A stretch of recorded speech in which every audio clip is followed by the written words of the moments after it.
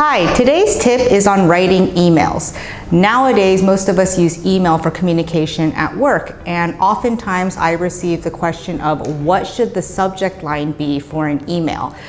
Unfortunately, we use emails for an organizational tool. We're not supposed to, but most of us do. So you want to make sure that the subject line is something that is easily searchable. So if somebody is looking for specific information, such as an attachment or an agenda or information from a previous meeting, they should be able to find it easily through the search.